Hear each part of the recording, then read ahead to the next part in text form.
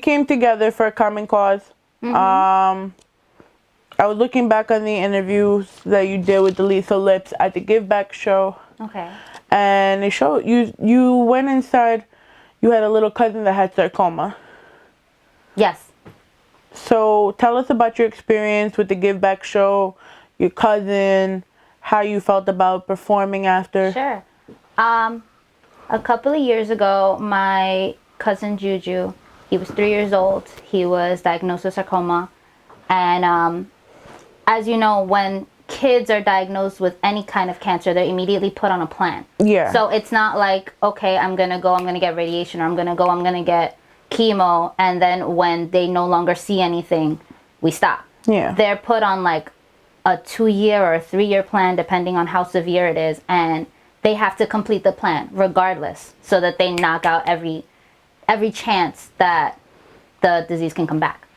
And you know, he lives in Texas, so it's not like we can go and see him from time to time. So it was just kind of like my mom is actually, he's not exactly my cousin, he's a friend of the family. Okay. But, you know, it's still family. Puerto Ricans, Hispanics in general. Oh, yeah, still family, no matter what. To the family, you're immediately family.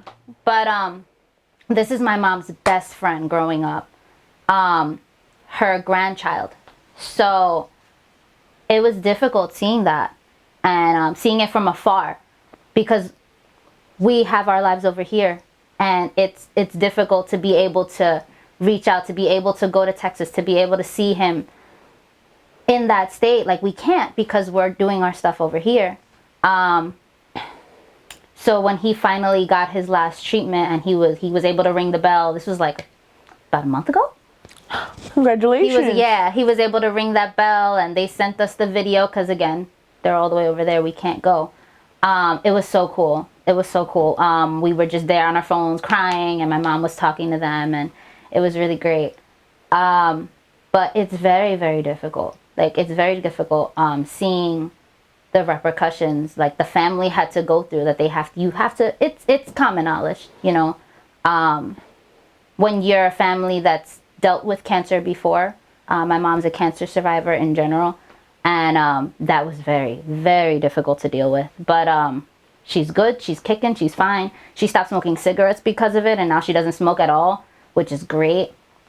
So you know, you have to hold on to that positive. You have to hold on to that positivity, and that's why I love doing these events that I do. I do the breast cancer walk every year in Central Park in October. I did that Give Back show. And she's doing the 2020 Give Back Show. Cool. Yeah, sure. Hey, new show. But yeah, I love doing shows where you give back, because, you know, you have to. We're here for a purpose, you know. I'm fortunate enough to not have to deal with that. So why can't I pay it forward? You know? Like, I don't know. Like, that's just how I've always felt. And I heard you bagged a few interviews after that, too. Yes, I did. And it was great. Like, I heard everyone was talking about you. Thanks. I mean, like... I didn't know that. Listen, you made quite a statement popping out. Like, I gotta put the video and everything. Like, you were just like...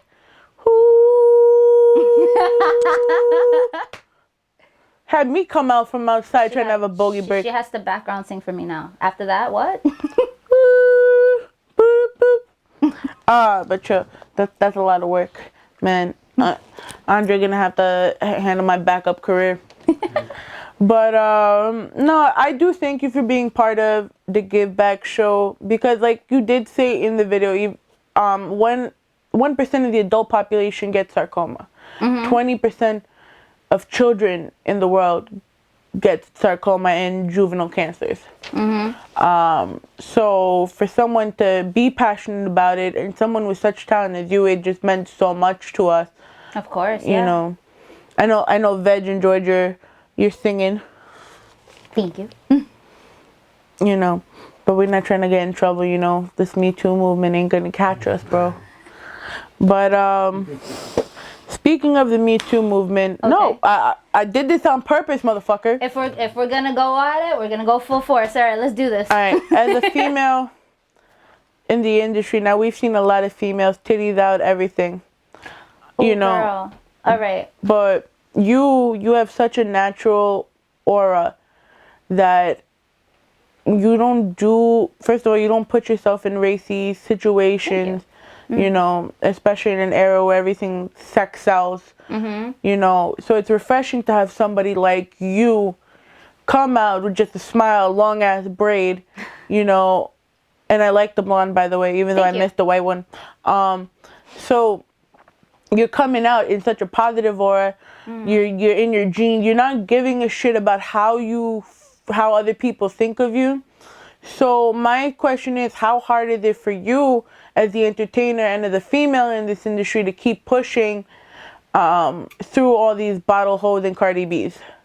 Ooh, that's a very loaded question. Sorry. Well, I grew up in an era, we all grew up in an era where, like, I grew up listening to R&B, heavy, Brandy, Whitney Houston, Christina Aguilera, which is more on the pop side. Like, I grew up listening to these, like, musical powerhouses where it didn't matter what the woman was wearing, but it mattered, like, holy shit, did you hear that note she just hit? And, like, that's kind of always inspired me. Like, that, like, I want the music to be what you're talking about when you're talking about me. And, you know, it is intimidating when you walk into the room and you're the only female artist there that does not have her ass out. Like, that's intimidating. But, you know, when you come out there and you're just, like, all about the music and all about your craft, like, there's a certain respect that people have for you. Not to say that women can't have their ass out and everything and be perfectly fine and perfectly empowered, because that's cool too. That's just not what I want to do. And I feel like that should be fine. You know what I mean? So how you feel about Lizzo? Honestly, she could do whatever the hell she wants. She's a grown-ass woman. It really, honestly, I feel like it depends on the venue. It really kind of does. Because if you're doing something with a school, or if you're doing something where there's kids involved, I don't know, it's a very gray area. Because on the one end, you know, this industry, this music industry, half the songs out there are about sex and drugs. That's in there already. It may not be what some of us want to put out there. It's what certain people want to put out there. But it's not something that's, you need to do this. Like, I need to expose my body in order to make it as an artist. But at the same time, if that's something you want to do and that's something that you're choosing to do as a grown-ass woman, do your thing. But even to twerk in a basketball game in front of kids and all of this. That was a little bit crossing the line. Because you're dealing with kids, like, it depends on the venue. It really, really, really does. I mean, listen, I'm fat. I'm all for body positivity, but I'm just like, my first reaction was, because I'm a germaphobe, I'm like, yo, don't you think, you know, listen, we already learned that there's coochie depression. Well, now, what if there's coochie colds? Like, what if, like, a worm goes up there? Like, you never know. Oh, my God. So I'm sitting here thinking of the health aspects of all of this. Like, okay, where's the hand sanitizer? I'm just going to put the hand sanitizer everywhere. Exactly. Yeah, no, I get it, but I don't know. So we got 3 more questions, okay? Sure. Well, 4 if you want to talk. We're going to get into this one. You have another single out. Yes. About Time. Mm-hmm. I kind of used that for a little promo today, too, because, like, when I put the show, I'm like, it's about time. It's about time. But once again, it's another single. It's not a fucking album, which is pissing me off. No, we're going to get there. We're going to get there. I'm going to talk about that in a second. You know, so tell us about the song. Tell us about the album you eventually will put out and make me wait for gray hairs. I'm making everybody wait, man. And then, you know, you're going to introduce the song, because then we're going to play the video. Awesome. Okay.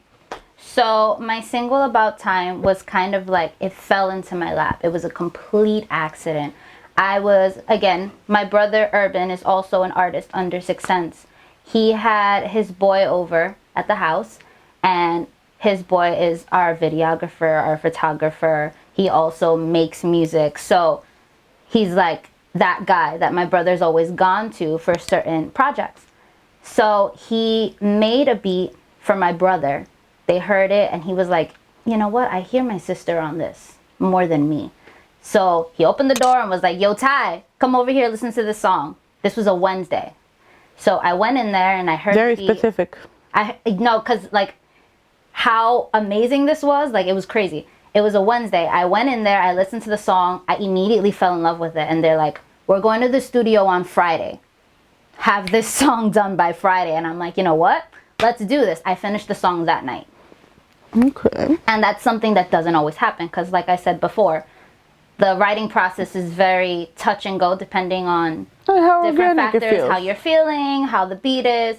It really depends. So the fact that I wrote it in like one day, I was like, okay, I need to do this. I need to go to the studio. I need to write it now. And I'm going on vacation in a month and a half.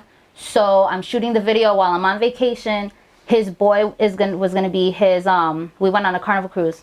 So his boy that was also the videographer that also made the beat was his cabin mate. So I'm like, bring your camera. We're gonna do this on vacation. So we shot the video and it was just like, we dropped the video and the song on the same day. And it just like exploded. Like it's crazy. It's a very good track though. Thank you. So now introduce it for us. All right, so here is my newest single, About Time. And there we go. Okay. And then just close that really quick.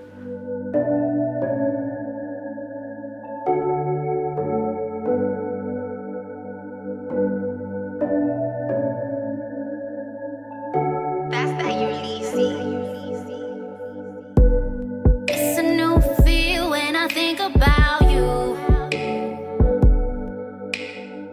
I wanna be your number one. Do you want to? You got that loving that I want, and I'm not afraid to get what I want. You found me in a good place for once to pursue you. Now my vision's getting hazy.